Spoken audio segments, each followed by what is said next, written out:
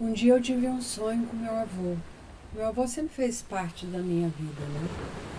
Ele sempre foi o guia pra gente, pra toda a família, Copanax.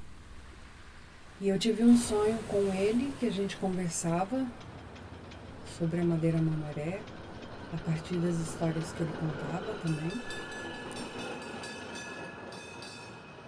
E aí, num determinado momento do sonho, eu era meu avô.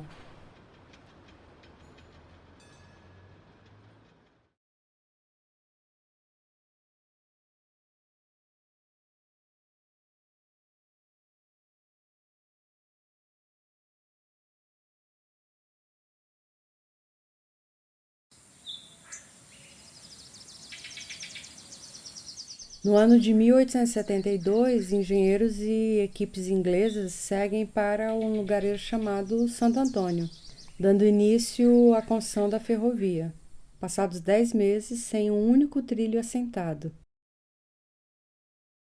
A empreiteira Public Works, sob o argumento de estudos e levantamentos incompletos da obra, região de alta insalubridade com incidência de doenças e mortes de trabalhadores e ataques indígenas, abandona a região e entra com uma ação rescisória e indenizatória de contrato contra a empresa de Churchill. Os ingleses tiram literalmente o corpo de campo. Em 1874, a Madeira and Mamoré Railway contrata uma empresa americana para retornar aos trabalhos da construção da ferrovia. À época tem uma grande campanha, né, regimentando várias pessoas em vários lugares do mundo dessa grande obra americana que seria construída em selva amazônica. Compareceram mais de 80 mil trabalhadores. A Madeira Mamoré atraiu mais de 54 nacionalidades, dentre eles os gregos.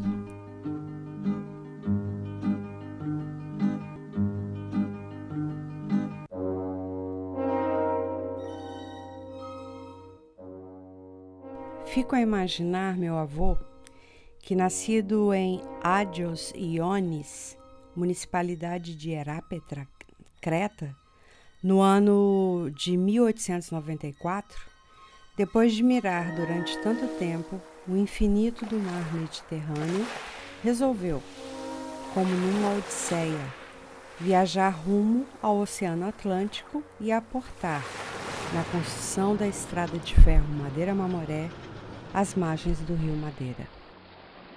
Primogênito da família, deixou seus pais e seus 4 irmãos para se aventurar a fazer fortuna num local desconhecido e muito, muito distante, em que pese as condições de grande instabilidade política e guerras, naquele momento em Creta, a construção da ferrovia e a possibilidade de emprego atraiu meu avô e diversos gregos da cidade de Erápetra. Construída em plena floresta amazônica, junto aos rios Madeira e Mamoré, teve seu marco zero, a localidade onde se constituiria a cidade de Porto Velho. A ferrovia, dessa forma, faria ligação entre as duas únicas localidades que passam a existir, Porto Velho e Guajará-Mirim. Toda essa região era parte das terras do Amazonas e do Mato Grosso. A construção da ferrovia tinha um grande desafio em vencer o trecho encachoeirado do rio Madeira para facilitar o escoamento da produção da borracha boliviana e brasileira até um ponto onde pudesse ser embarcada para exportação. Minha história começa nesse momento. Como um bom cretense, meu avô sairia de seu mundo cor de azul turquesa para navegar e navegar nas águas dos rios amazônicos. E como eu, vários dos descendentes gregos contam essa história. Como era o nome do seu pai? Nicolás Karageorge Meletis. Él nació el 16 de mayo de 1892. Él vino a estos lugares en compañía de otros que vinieron acá para trabajar la línea férrea esta, ¿no? De Portobelo acá. Cuando vio la oportunidad de salir para América, entonces vinieron un grupo de griegos ahí para trabajar en el Canal de Panamá, que era otro problema también porque la malaria en aquel tiempo también era terrible. Terminó el Canal de Panamá, se vinieron acá a Brasil, entraron y estuvieron trabajando también en la línea férrea Madera-Mamoré, hasta que concluyó eso, que llegaron acá a Guayara. Como él decía que muchos pensaban era una mejor oportunidad para ganar plata en aquel tiempo. Pero lo único que me dijo fue que en ese tiempo que estuvieron ahí trabajando, hubieron muchas muertes por la malaria en aquel tiempo.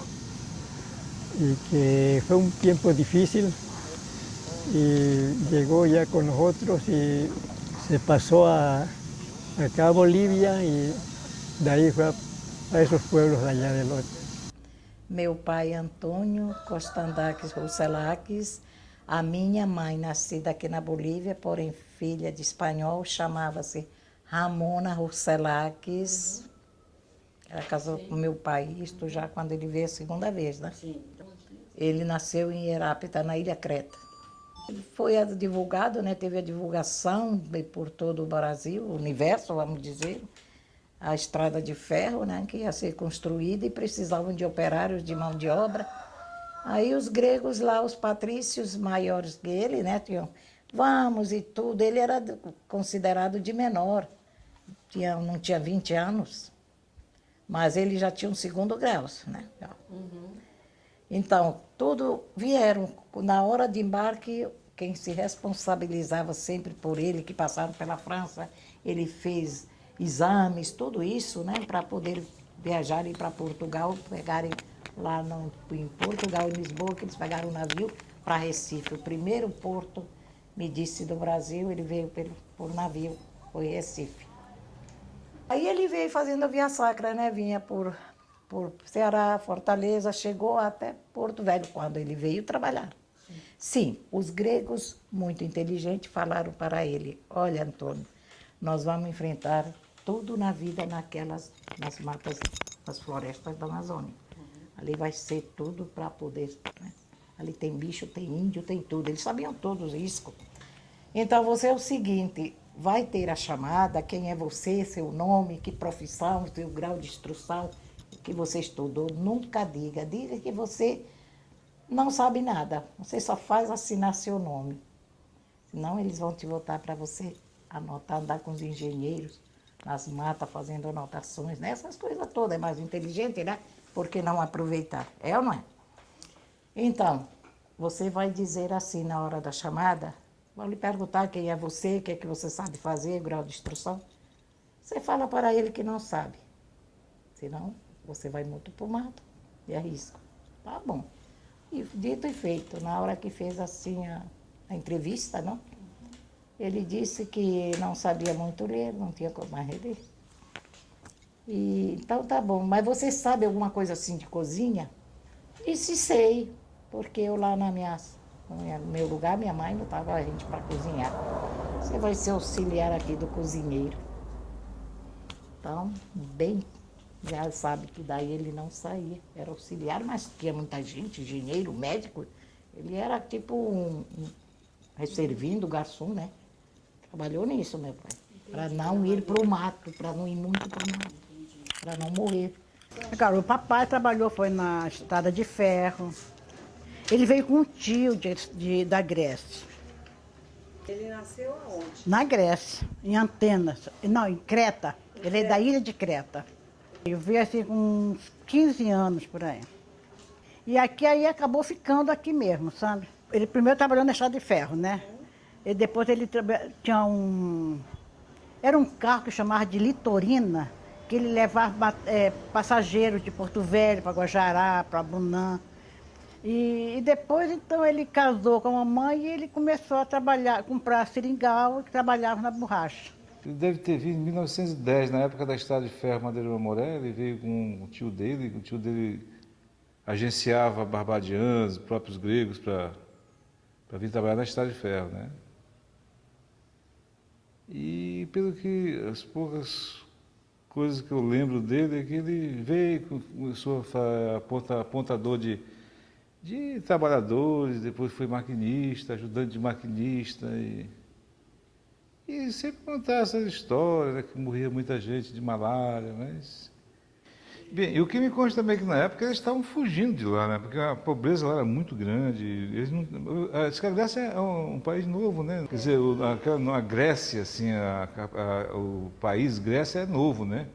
De 1832. É, isso aí mesmo. Na Grécia, a família dele era bem humilde, né? Ele trabalhava assim, não, o que aparecesse, assim, ele ia trabalhar, depois... Aí ele saiu da Grécia e foi para... trabalhar no canal de Suez. Aí depois ele veio para o Brasil e veio aqui para Porto Velho, daqui já foi para Guajará direto. Chegou aqui em 1912, se eu não me engano, que o Jorge falou. Ele disse que passou assim, quando ele veio para cá, muita necessidade, porque ele veio sem nada da Grécia, saiu porque lá ele não tinha emprego, não conseguia emprego. Ele veio tentar para cá porque ele estava mais sorte. Meu pai nasceu em Turluti, província de Sitia, na ilha de Creta. O nome do meu avô era Nicolau Razinax, descendente de uma família que cultivava azeitonas e uva. E hoje parece-me que a família vive de produção de azeite. Meu pai chegou aqui nos anos de 1911, veio para trabalhar, veio contratado como mecânico para trabalhar na Estrada de Ferro Madeira Mamoré, na construção.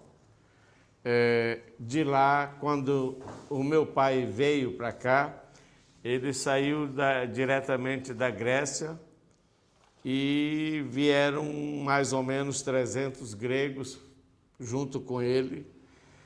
Me lembro, meu pai me disse que o nome do vapor do navio chamava-se Salvador. Vieram no navio Salvador e desembarcaram 300 gregos para cá. O meu pai chegou aqui com 23 anos, chegou muito novo, com 23 anos, trabalhou na Madeira Mamoré, exerceu várias profissões. Meu pai exerceu a profissão de ourive, de relojoeiro, de mecânico, tudo em Guajará-Mirim, de radiotécnico. Como era o nome do seu pai? Caralambos. O nome dele completo e da onde Vacilac. ele era? Era de Catucime, parece que era a vilazinha dele, Catucime, na ilha de Creta, não sei, porque é grande lá, de um lado ou outro. Né? Ele chegou em abril de 1912 e a estrada parece que terminou aqui, mais ou menos por essa época, a estrada de ferro, que foi essas paralelas de aço aí, que os ingleses fizeram, para cobrir o trecho encachoeirado Porto Velho, Guajará, Porto Velho, né? As cachoeiras, são 30 e poucas cachoeiras. E a Bolívia já era um país produtor, era o maior produtor de estanho do mundo, né? Rico, na época era rica. Potosí ali, aquele negócio era como Paris, assim, a Bolívia, né? Brasil, não. E na América do Sul, a Argentina era muito superior ao Brasil. Então ele veio naquela época, foi primeiro para a Argentina, que na América do Sul era a Argentina. E ele fugiu da terra dele lá, ele com outro grego. Eu não sei para onde é que o outro foi. Ele fugiu, os dois garotos, pensando em ganhar dinheiro. E viram que lá na Grécia, naquela época, hoje não, mas naquela época era só azeite e vinho, né? Era só uva e azeitona. Queriam ganhar dinheiro. Aí se mandaram. Meu pai passou em Santos, foi para a Argentina. Chegou na Argentina naquela época, não se falava nem Rio de Janeiro, era Buenos Aires. Terra do tango, terra das boas carnes, boas comidas. Mas terra para viver, não era para ganhar. Aí eles disseram, aqui não é para ganhar, aqui é para viver, né? Para gastar. Aí apareceu um grego que aqui devia ganhar algum trocado para angariar gente para cá, que muitos países não queriam que seus filhos viessem para cá, porque sabiam que era para morrer, né? Pelas doenças, por tudo. Mas ele veio. Foi de tudo, caçaco da estrada, peão, aquele negócio, passou fome, andou pelas matas, não sabia caçar, não sabia pescar.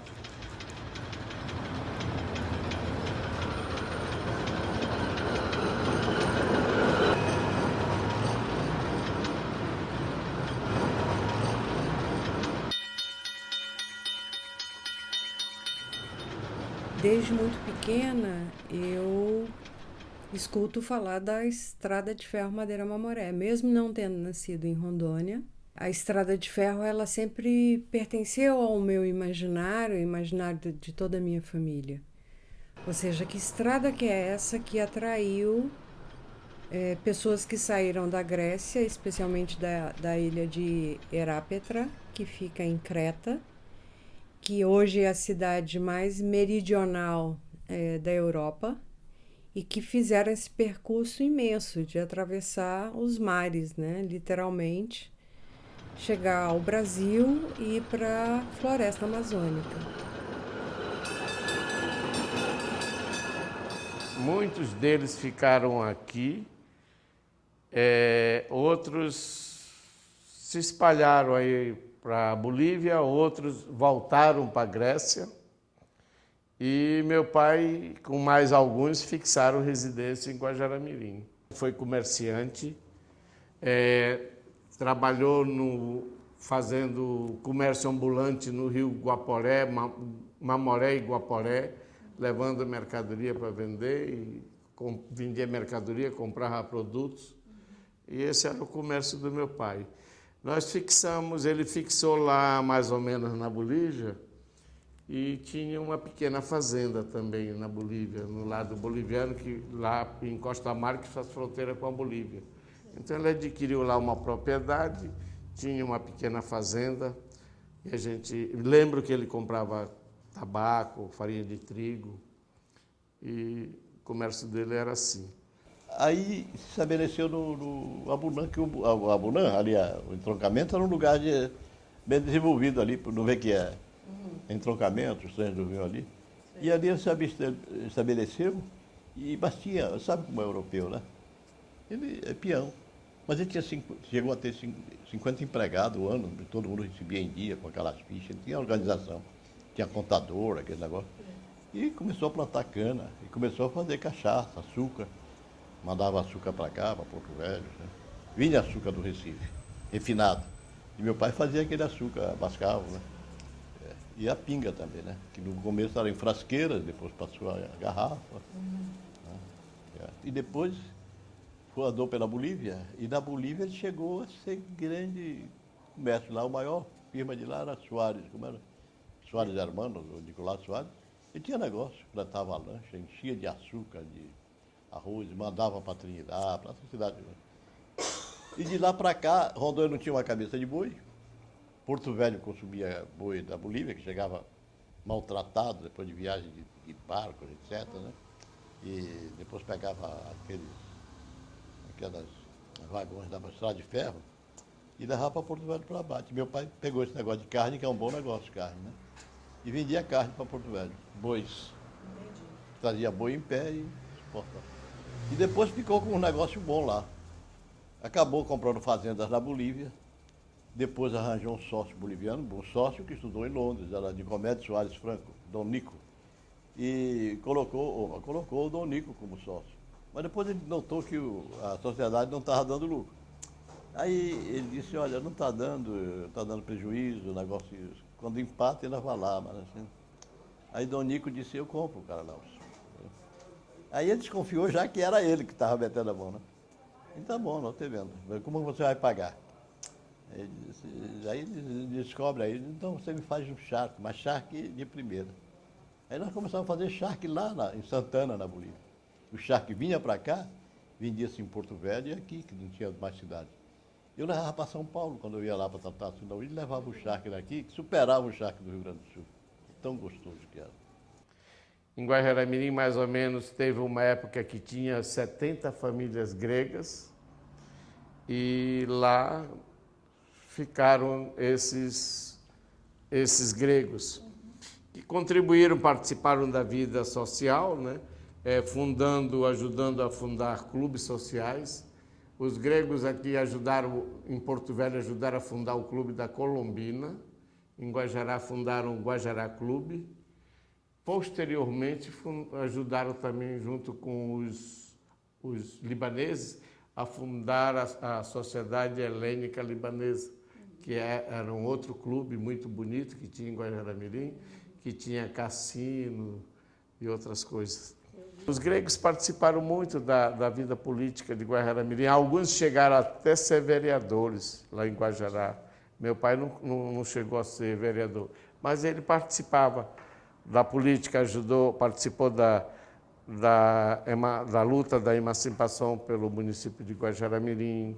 Aqui em Guajará-Mirim a população era muito pequena, era só o centro mesmo que existia, entendeu? Não tinha mais nada. Chegava às 6 horas da tarde, minha mãe falava, você tem que chegar aqui em casa quando a luz acender. Aí teve um dia que o motor lá, parece que deu um problema, não acendeu. Eu ficava olhando, quando chegava uma luz acesa, eu corria para casa. Aí acendeu a luz, eu não fui para casa. Cheguei em casa, ele deu uma surra, falou, por que você não veio? Porque a luz não acendeu, mas você não viu que já escureceu? E tivemos uma época aqui que o motor quebrou de uma vez, nós passamos uns 7, 8, 9 meses, sei lá, assim, totalmente sem energia. Gelo compravam em Porto Velho, quando a barra chegava bem um pedacinho só de gelo, que era 2 dias no trem, não tinha nada aqui. Comprava a batata, a cebola, essas coisas, tudo da Bolívia, porque nós somos fronteira, né? Meu pai foi o primeiro fabricante industrial aqui de Rondônia, porque só tinha Guajará e Porto Velho e Abunã. Então ele fabricava sabão, vassoura, colchão de palha, maleta, mala. Aqui a vida era muito boa, assim, para criança, brincava na rua, de pular amarelinha, que a gente chamava de macaca, né? Agora é amarelinha, subia nas árvores. Todo mundo tinha uma bicicleta para andar de bicicleta, entendeu? Brincar na rua, de pular de uma árvore para outra, tinha muito benjamin, umas árvores grandes, jogar peteca. E quando eu ia para o colégio, eu saía do colégio, tinha uns amigos lá que não gostavam e me batiam, aí vinha chorando para casa, e minha irmã ia lá me defender, a Floriza. Batiam no meu irmão, eu ia resolver a parada, dava nos meninos também. E assim a nossa vida era muito boa para criança. Não tinha nada, né? Era bem pequenininho, tinha só a praça, 2 cinemas, que logo depois fecharam os cinemas. Não, eu não ia quase no Rio, porque meus pais não deixavam a gente ir para o Rio. Chegava ali até perto da estrada de ferro. A gente corria lá para pôr o ouvido nos trilhos do trem para escutar se ele já vinha. E a gente ia roubar aquele bolô de aço que tinha na roda da máquina para jogar bolinha de gude, né? E a gente também trazia areia bem fininha para arear as panelas, que não tinha bombril, não tinha essas coisas aqui. E a gente brincava lá na estação, tinha umas pelas de borracha, a gente corria em cima, que vinha dos seringais. Não tinha uma lanchonete para você ir, um barzinho, não tinha nada. O que tinha muito na rua de noite eram uns carrinhos que o pessoal carrega, anda na rua com ele vendendo comida boliviana, entendeu? Vendendo xixa, luar, essas coisas assim, porque refrigerante não existia. De estudo também não tinha, só tinha até 5º ano primário, que a gente falava de 5º ano primário, aí tinha que fazer a admissão lá, né, em Porto Velho. E estudei numa área auxiliadora, vi até a 8ª série só. Não quis continuar os estudos, não, porque eu era apaixonada pelos meus pais, eu chorava dia e noite lá. E casei aqui, constituí família, tenho 4 filhas, 10 netos, 3 bisnetos. E estamos levando a vida até hoje aqui. A princípio eu tinha uma ideia um pouco romantizada né? Nossa, os gregos saíram de lugar tão longe, com o mar tão maravilhoso, o mar Egeu e o mar Mediterrâneo, para vir para as terras da Amazônia, para os rios, né? E, na verdade, os gregos vêm para o Brasil naquele momento porque as condições gregas eram gravíssimas, condições de fome, inclusive. A ideia da madeira mamoré, ela enche os olhos, né? Porque é a possibilidade da fortuna. Os trabalhadores, quando iam para a madeira mamoré, eles iam com passagem de ida, não tinha passagem de volta, e tudo que eles tinham ali, a rede para dormir, alimento para comer, aquilo dali estava tudo empenhado no retorno do trabalho. O que eles tinham de retorno com o sonho do Eldorado, isso tudo se dilui, isso tudo se esgarça. Quando a gente vê um documento que fala que ele não deve a rede, que ele não deve a comida mais, que ele não deve os cigarros que ele tinha que comprar, porque todo bom grego fuma bastante, e que a cabeça de cada um desses trabalhadores custou para os seus atravessadores 6 libras. As condições da madeira mamoré, fora as condições que existiam numa região extremamente insalubre, com dificuldade de colocar os trilhos, por causa das condições do próprio terreno, são condições análogas à escravidão. A cada trilho construído representa uma vida. As pessoas morriam de malária, as pessoas morriam, os trabalhadores morriam de beriberi, as pessoas morreram de doenças tropicais gravíssimas. E aí falar dos gregos é falar de um povo que conseguiu de alguma forma resistir. Morreram naturalmente, mas que conseguiram resistir. Não, meu pai nunca mais voltou à Grécia, não. Nunca mais voltou à Grécia. Nunca tiveram contato? Eu não sei por que meu pai não voltou à Grécia, porque condições assim ele tinha. Mas eu não sei por que ele não voltou, nunca mais ele voltou. Ele tinha, assim, escrevia sempre a família dele, eles escreviam para ela. Inclusive ele mandava, assim, dinheiro para eles, né? Não sei se ele trocava em dólar, não sei, eu sei que ele mandava.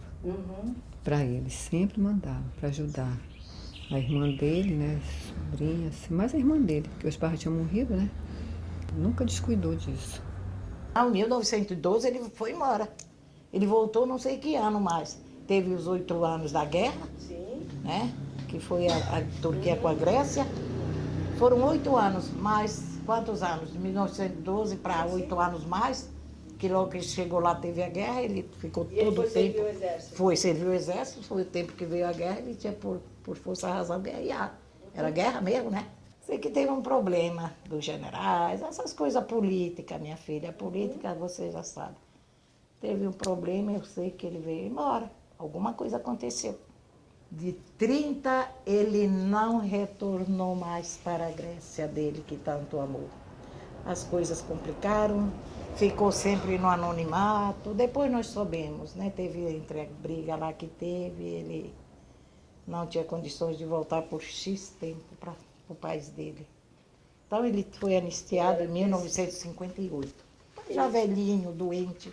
Soube também que durante a Primeira Guerra, antes da Primeira Guerra Mundial, ele tentou voltar à Grécia, não foi bem sucedido, não sei até onde ele chegou, mas teve que voltar, né?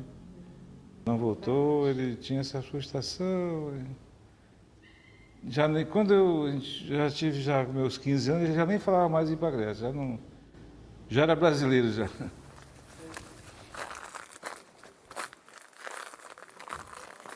Quando eu fui à Grécia e encontrei com a minha família que mora lá, os Kopanaks que vivem lá, assim que eu cheguei, que eu desci do carro na casa das minhas primas, elas diziam para mim, a gente espera você há mais de 104 anos. Isso foi um impacto muito profundo, porque eu queria compreender essa espera também. E essa espera é a espera de contar essa história, que é a história de um homem que sai da ilha de Herápetra, que vem para o Brasil, que vem para a floresta amazônica e que não volta. Assim, que história que é essa que também não foi contada para eles, né?